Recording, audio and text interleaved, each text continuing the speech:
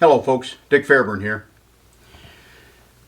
Been doing a series on step 1 and step 2, the elements of using deadly force in self-defense. Step 1, and as defined by Jeff Cooper, step 1 is winning the fight, going home alive. Step 2 is dealing with the aftermath. If you're prosecuted, if you're sued by family for wrongful death, or simply the fact that you took another human life, and sometimes that can be troubling for people. Talked a lot of aspects of step 1 that I think some attorneys and some trainers burden you with.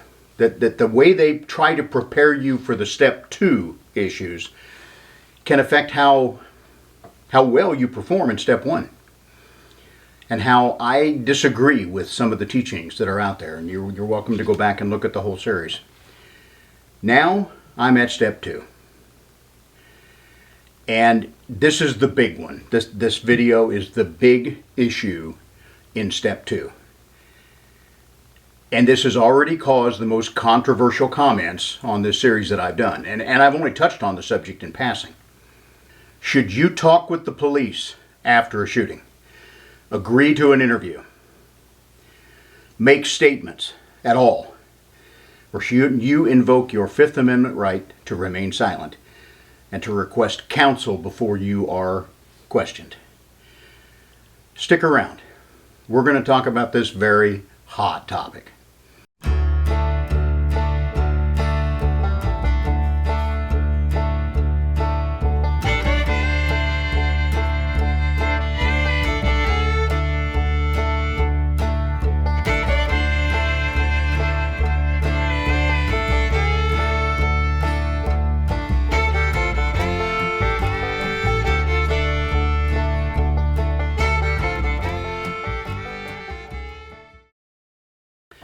Now, there seems to be no middle of the road on this topic. Attorneys and instructors will either tell you to never talk with the police after a shooting, or they will tell you to always provide some basic information. Of the trainers out there over the last 30, 40 years, the guy with the most experience in expert witness testimony is Masada Yu, and he trains under the Masada Yu group. I've known Masad for a number of years. He's always been very kind to me. He wrote an article about me back in the 90s when I was doing some research on stopping power. And at the ILETA conference, International Law Enforcement Educators and Trainers Association, for a number of years, he runs a panel discussion in every session dealing with deadly force, and he has always asked me to be on that panel. So I know Masada Yu pretty well. He has been a little controversial over the years in terms of his police experience.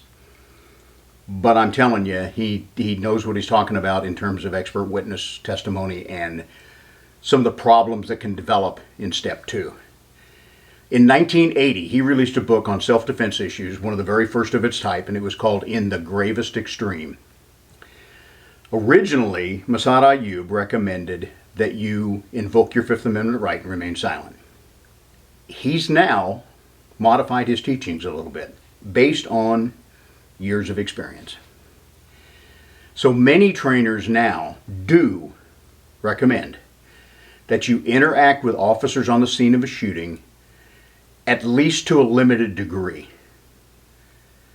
Now, after that initial police contact, if we're talking about after the shooting is well over and police are making contact, perhaps if you're in the hospital or if you're being interviewed at a police station, at those junctures, I think it's important that you do invoke your rights.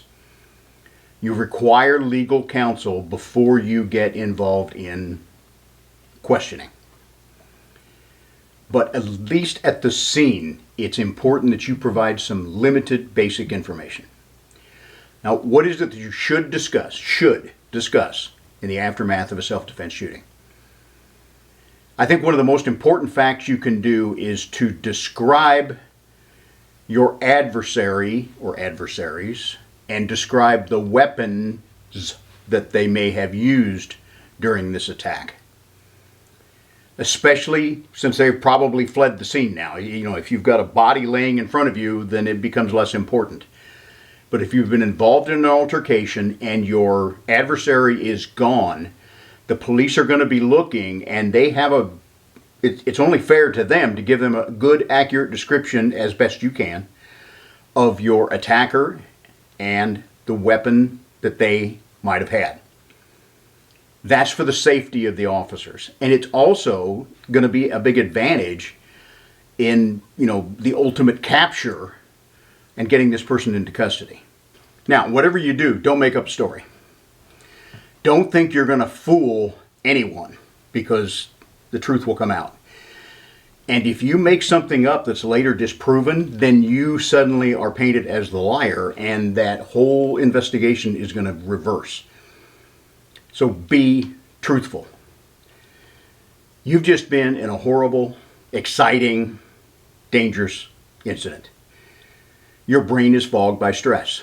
Small details can be confused and later taken to be a lie. So keep your statement very general in nature. As an example, if the officer, if you were involved in a shooting, perhaps the suspect took off, he's not at the scene, officers say, well, how many shots did you fire? Say something like, and be truthful, I'm not sure how many shots I fired. I fired my weapon. And you might even say you think you hit him. But don't say, well, I remember specifically that I fired 5 rounds. Don't say that, because chances are you're going to be wrong. And when you are found to be wrong by the number of empty cases they find on the street, now roles reverse. They think you're lying to them. Now, I already know I'm going to get a lot of comments about how all the cops are bad guys. They are just out to hang you by tricking you, trying to get you to make some kind of confession on the street, and that you should never, ever, under any circumstances, trust them or talk to them. Now, I can't predict what kind of questions you're going to be asked out there, and there are some cops, obviously, who will not initially believe your statements. But they are not all out to get you. Certainly, there are police officers out there that don't necessarily believe in concealed carry, so they're going to have that stigma in the back of their mind when they're talking to you. We can't get over that fact. But I've been a cop for over 40 years. I've had a lot of interactions on the street in stressful situations with people, and I can tell you something that I've come to realize. People who think all cops are bad think that for a reason. And the reason is that generally they've had more than their share of experiences with police officers over the years, and they have probably given those police officers some very valid reasons not to believe them. Okay? These are not the A-plus members of our society. So when people tell me all cops are bad, I figure they kind of fall into the category that we in law enforcement call frequent flyers. Those people in the community that we always seem to bump into in a bad situation because, for one reason or another, they always seem to be there. Problem is, the internet allows those frequent flyers to get on comments or social media and profess themselves to be the innocent victims of all that police abuse that's so rampant out there. Well, I think that's all bullshit. If you adopt the attitude of those frequent flyers after a deadly force incident, and you refuse to provide any information to the arriving officers, especially if you do that rudely, the officers will quickly lump you into the category of those resistant people they so commonly encounter. And then you probably will be treated like a suspect. Now, I'm going to tell you a story about a class I attended one time, and when I say that trainers can give you bad information, there are a lot of really great trainers out there, and there are some who are not so great. Had an opportunity one time to go to a weekend class from a high-profile trainer. He's been out there doing this a very long time. He has my absolute unqualified respect. But he had some assistant instructors assisting him. This was a large class. There were multiple shooting venues at this location, and you would kind of rotate. You'd go to this stage, instructor would have you do a shooting problem, then you'd rotate to the next one, rotate to the next one. Some of those assistant instructors were positioned between the shooting lanes. And they would ask you some refresher questions, kind of stuff that had been covered in the classroom portion of this class. And one of these guys found out that I was a working cop and that I was a gun writer who was actually there to attend the course and then do a review of it for one of the police magazines. Now, this guy had no military background, no police background. He was a Joe citizen. He actually worked in construction, but he was an avid concealed carry guy, minor league competitive shooter, and he just wanted to become a great and respected instructor. And he had allied himself with the guy who ran this program. He meant well, I think, but he decided over the course of these days that he had to kind of get in my face a little bit and try to make me look bad whenever he could. So this was not the first kind of headbutt encounter we'd had, but I was moving from one shooting location to another. And he came up to me and was playing the role of a police officer who had arrived at a shooting. And he said, "Okay, I understand you've been involved in a deadly force shooting. I'm Officer so-and-so, and I want to ask you some questions about what happened here. And the guy who runs this shooting program is a believer that you should never talk to the police, so that's what he taught in his classroom material." So I'm playing along with the program, and I said, "I'm sorry, I have nothing to say. I will call my attorney, and I will only answer any questions you might have once that attorney has arrived." So the guy looked at me for a second, and he had a cold bottle of water, and he handed the bottle of water out, and he said, "You look kind of hot. Would you like a bottle of water?" And I took the bottle, and I said, "Thank you." And he goes, "Aha! I gotcha. You responded to me. You answered a question that by taking the bottle and saying thanks. Therefore, you have waived your right to remain silent, and now you have to answer any question that I have for you as a police officer." Wrong. That's bullshit. Anyone can invoke their right to remain silent at any point, even including after you've already been cooperating and talking. You can say, "Whoop, stop, I'm going to remain silent," and I can start it at that point. So this guy didn't know what the hell he was talking about. And he was mostly just confrontational. I didn't want to argue with the man, so I basically just turned to walk away. He moved around and put his hand up to stop me because he was going to make his point. I suspect the look on my face went along with the rather quiet words I said to him, which was something to the effect of, "You don't want to press this any further." And he decided to step back and not confront me any further. I later, when the class was over, I told the lead instructor what happened. He was very upset. And I think he was kind of ashamed that he had allowed this really very unqualified person to step into the role of an instructor. I'm not saying they're the majority of the people out there, but they are out there, and they can give you some bad information. So you need to know enough to screen all the stuff that's coming into you about whether or not you should speak with the police after a shooting. So I know this isn't long. I'm not allowing for a lot of opposing viewpoints in here, but I really think when you totally clam up, and especially if you do it with the wrong kind of attitude, you're just going to cause more problems for yourself with the police who arrive on the scene of that incident.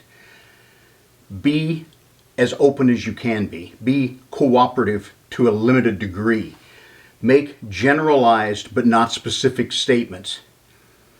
And once you think you have given them all they need to know about the safety of them looking for suspects and finding evidence, once you have established that you didn't start this, you simply reacted to an attack, therefore you are the victim, you are the good guy, at that point you probably should take a step back, take a deep breath and say, I think at this point I probably need to invoke my rights. I'm not going to say anything further. I want counsel here present before I go through any questioning with you. But providing that little bit of information when the police first arrive can set the tone for what's going to happen there and can hugely affect the outcome of this investigation and whether you might be prosecuted later on. So that's my thoughts on the subject. Folks, if you think these videos are worthwhile, then please subscribe. It's free. Resubscribe if you found yourself kicked off by YouTube. Give me a thumbs up. Pass these things around to your friends. I think this This whole series of Step 1 and Step 2, it kind of follows along with my book, Building a Better Gunfighter. I've mentioned before that the hard copies of this are essentially gone. It is available on Amazon as a Kindle ebook, and it's in the process of being set up so that you can buy one-off paperback copies through Amazon as well. This is a program that outlines what we did for the Illinois State Police in 1999 and beyond, when we converted them from a marksmanship program to a gunfighting program. And we took them from a hit rate on the street with their old program of about 11%. In other words, 89% of the shots they fired prior to that didn't hit their target.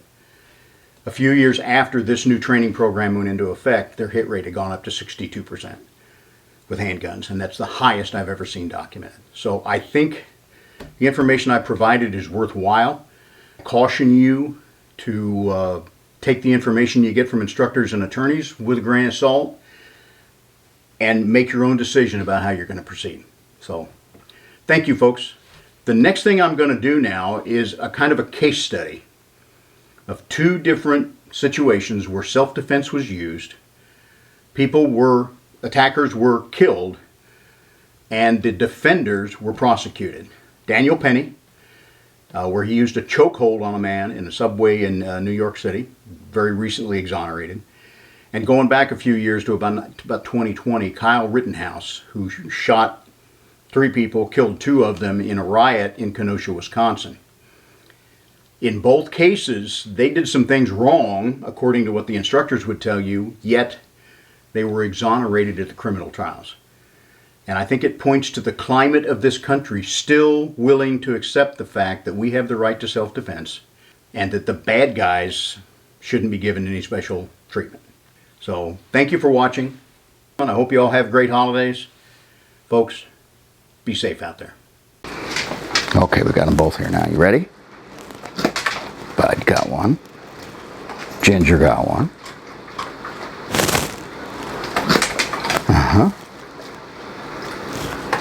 Oh, she missed it. She usually gets them, doesn't she, Bud? Okay, girl, last one. You ready? You ready? Yeah! That's all there is till next time.